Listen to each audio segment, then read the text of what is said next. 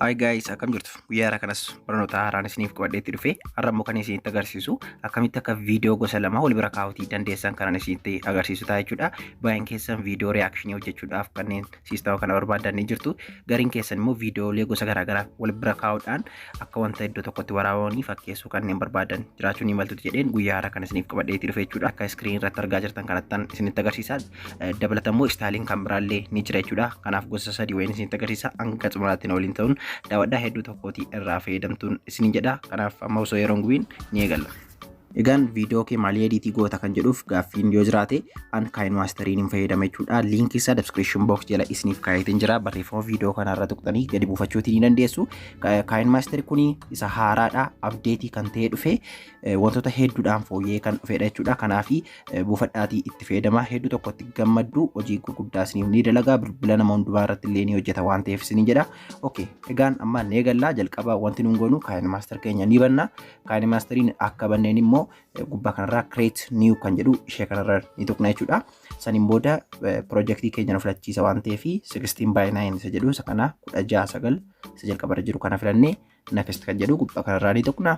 Achi booda kun akkuma agartan haala kanaatiin nuuf baasa jechuudha. Saniin booda akka gara kanaa dhuftanii jalqabarratti wanti isin gootanii reaction video yookiin immoo background video sanaa jijjiiruu yoo barbaadan yookiin immoo fakkeenyaaf video lama wal bira kaa'uu barbaadan maal gootu imeejii dursa filachuu qabdu jechuudha. Suuraa dursa filachuu qabdu. KineMaster ofii isaaniiyyuu suuraa miidhagoo ta'an hedduu isaa of keessaa qaba akkuma agartanii. Kunoo isaan kan hundumaan of keessaa ni qaba. Kanaaf as keessaa tokko ni filattu. Meestii fakkeenyaaf tokkuma filadhee isinitti agarsiisa. Meestii I think kun gaadha. Akkuma agartan haala kanaatiin guddisuuf xiqqeessuu immoo ni dandeessu. Ishee kana qabuudhaan gara mirgaatti akkana harkisuun dheeressifachuu ni dandeessu jechuudha. Amma daqiiqaa barbaadanitti 2-3 illee itti dabaluu ni dandeessu. Rakkoo hin qabu. Meestii kun gaadha. Kanaaf maal godhama immoo viidiyoon itti dabaluutii qaba jechuudha. Kanaaf viidiyoo lama wal bira kaa'uuf deemaa jira jechuudha. Amma jalqabarratti kan isinitti agarsiisu layer kan jedhu kana filachuutii qabdu. Ishee kanarraa tokkootiif ni tuqtu. Miidiyaa kan jedhu kana isiniif fida. Kanarraa tokkootiif ni tuqtu. Saniin booda wanti isin gootan viidiyoo keessan ni filattu jechuudha. Kunoo viidiyoo lama wal bira kaa'uuf deemaa jirra waan ta'eef viidiyoo sana nan tuqa. Achi booda kun akkuma agartanii ofii isaatiin gara kanaan of fida jechuudha. Guddisuuf xiqqeessuu ni dandeenya. Kanaaf maalan godhaa viidiyoo sanarra tuqeen mallattoo kanatti jira jechuudha. Mallattoo ishee kanarra ni tuqtu. Saniin booda kunoo istaayilii hedduu jira jechaadha. Viidiyoo sana mirgaatti butaatti ol gadi butuu ni dandeessu. Maalan godha amma gara bitaarraan kaa'adha jechuudha. Kunoo mallattoo isa kanarra kaa'adheen saniin booda viidiyoo sana immoo guddisuuf xiqqeessuu waan danda'a. Kun akkana jechuudha. Amma meestii akkanatti taa'u.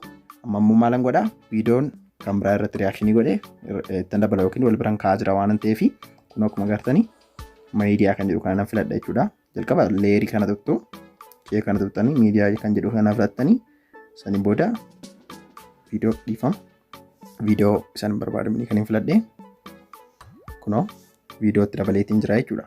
Akkuma agartanii kan ammoo akkan harkisuun wal bira kaa'uutii hin danda'a jechuudha. Kunoo ofii isaatiin iyyuu ediitii gochuu hin danda'a.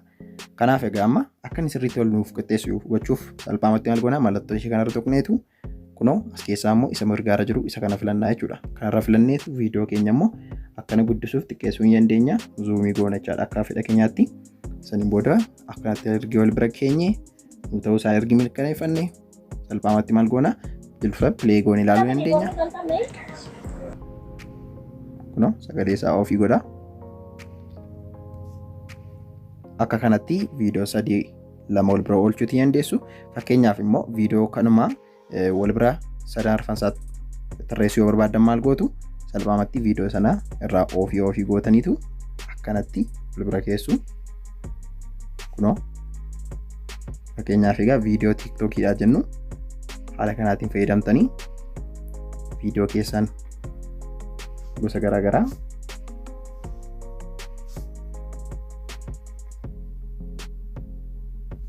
sadii wal bira kaa'uu ni dandeessu jechuudha. Xixiqqeessitanii immoo 4-5 gochuu ni dandeessu.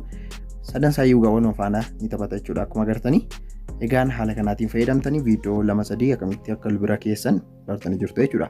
Okay, amma fakkeenyaaf immoo waan kan biraa isinitti agarsiisa. Yeroo baay'ee namoonni viidiyoo bakka garaagaraa irraa funaananiitu irratti reakshinii garaagaraa hojjetu jechuudha. Viidiyoo nama kofalchiisu garaagaraa sana akkamitti akka hojjennu isinitti agarsiisa. Jalqaba baakgiraawundii kana filattu kan akka filattaniin baakgiraawundii kalarii barbaadan filachuu ni dandeessu waan fedha keessan ta'e jechuudha.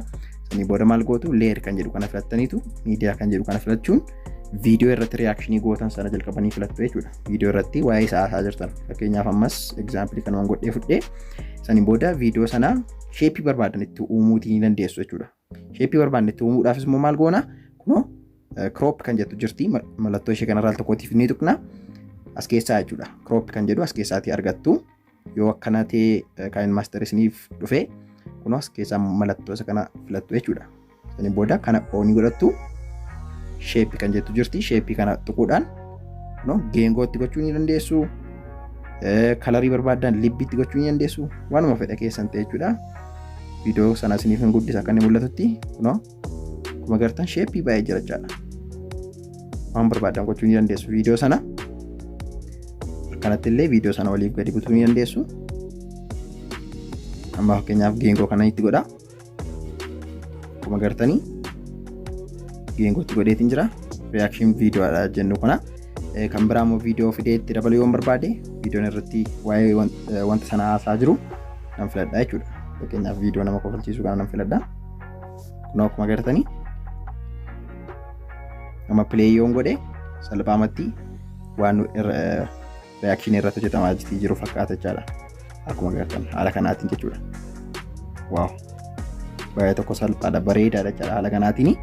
Egaan haala kanaan fayyadamtanii guddisuu xiqqeessuu sheepii barbaadan itti gochuu viidiyoo barbaadan wal bira kaa'uu ni dandeessuun isiniin jedha. Baakgiraawundii barbaadan filachuu ni dandeessu. Egaan fakkeenyaaf immoo namni tokko maal godhu itti dabalu jechuudha. Suuraa fakkeenyaaf leer kan jedhu kana tuqaati miidiyaa kan jedhu kana filadhaati. Baakgiraawundii kan barbaadan filadhaati. Meestii diimaarra kaa'adha. Diimaarra keessanii saniin booda geengoo itti gootu jechuudha. Akkaataan amma isinitti agarsiisetti saniin booda akkanatti akkuma agartan ni guddistu. Saniin booda kanarra dhaqxanii keessaniitu kunoo mallattoo ishee kana tuqxanii sandiitu baak kan jedhu kana tuqxu akkuma agartan kana gidduu kaa'uu ni dandeessu jechuudha viidiyoo keessanii.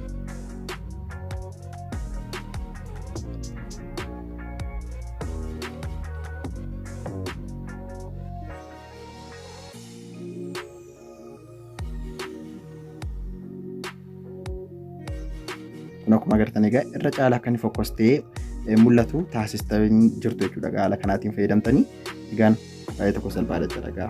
Haala kanaan fayyadamuu ni dandeessu. Baakgiraawundii isaa bilarii gochuu ni dandeessu. Irra caalaa kan namatti miidhaguu fi kana fakkaataa jechuudha. Egaa wanti gaaffii isinitti kan biraa yoo jiraate na gaafachuu ni dandeessu jechuudha. Haala kanaatiin fayyadamtanii viidiyoo baakgiraawundii isaa jijjiiruudhaan akkasumas immoo viidiyoo gosa garaagaraa haala kanaatiin fayyadamtanii wal bira kaa'uutii ni dandeessu jechuudha. Ediitii gochuun isaa hangana salphataa namni sirriitiin hordoftanii akkaataan isaa isiniif galee jira jedhee abdii guddaan qaba. Wanta isiniif hin galle immoo koomentii irratti naaf barreessuutii ni dandeessu.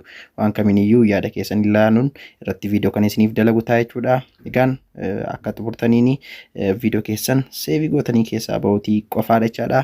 Wanti addaan jiru wanti cimoo addaa yoo jiraate immoo koomentii irratti naaf barreessaa isin jedha. Yeroo ta'u deemnee galagartii nagaan naaf turaa isinan jaalladhaa isinan kabajaa.